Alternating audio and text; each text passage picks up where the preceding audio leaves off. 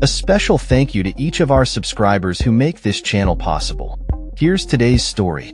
In a pivotal moment for Ukraine and its allies, President Volodymyr Zelensky is scheduled to meet U.S. Vice President J.D. Vance in Germany this Friday, just as the Munich Security Conference is set to commence. Zelensky's warning against placing trust in Russian President Vladimir Putin comes amidst escalating concerns in Kyiv and among European nations that the ongoing war in Ukraine may be resolved without their input.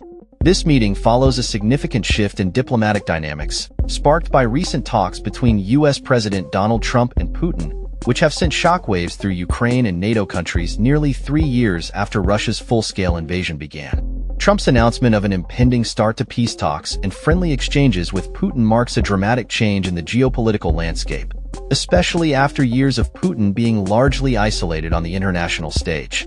As high-ranking Trump officials held discussions across Europe, Zelensky issued a stern warning to world leaders, urging them to be cautious of Putin's claims of a willingness to end the conflict. He emphasized the necessity of establishing a concrete plan with the United States to counter Putin's ambitions before any negotiations can take place. The apprehension among Ukraine's European allies is palpable, with fears that Trump may pressure Ukraine into accepting a subpar peace agreement that would leave them vulnerable to a more aggressive Russia, while also shifting the financial burden of post-war security onto Europe.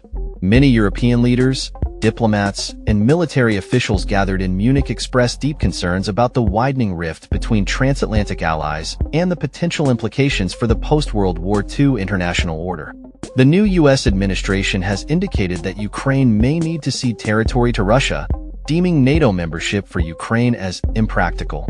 This blunt assessment has left European allies reeling, as they were informed that the responsibility for Ukraine's security would fall primarily on them. In line with Trump's America First approach and his intensified focus on China as the primary global adversary, Timothy Garton-Ash, a professor of European Studies at Oxford, articulated the stark message from the U.S. "It's your problem. We will help cut a deal with Russia, but policing that is up to you." This stance is viewed as a potential green light for Putin to further test Ukraine's defenses, raising alarms about the security of both Ukraine and Europe in the wake of a peace agreement brokered by Trump. As the Munich conference unfolds, Defense Secretary Pete Hegseth sought to dispel notions that Trump's recent 90-minute phone call with Putin was a betrayal of Ukraine's war effort. Meanwhile, EU Foreign Affairs Chief Kaja Kallas asserted that any agreement reached without the involvement of European nations would be doomed to failure, reiterating that appeasement always fails. Despite the grim outlook, Zelensky has maintained a measured tone, striving to ensure that Ukraine's interests are not sidelined in the discussions between major powers. He expressed his discontent regarding Trump's prioritization of talks with Putin over direct communication with him, reiterating his call for a strategic plan to counteract Putin's ambitions before any negotiations commence. Zelensky's meeting with Vance, who will be attending the Munich conference alongside Secretary of State Marco Rubio and other senior U.S. officials, is expected to focus on securing additional support from Europe to achieve a just peace.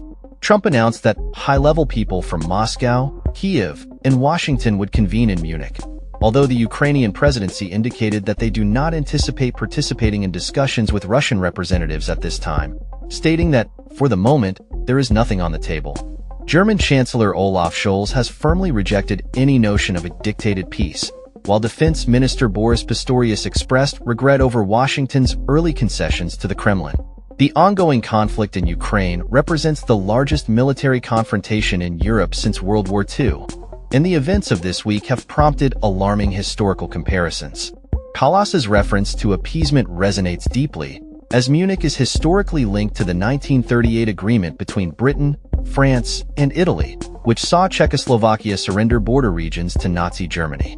In social media posts, Trump has praised the great history of our nations, recalling the collaboration between the United States and Russia during World War II.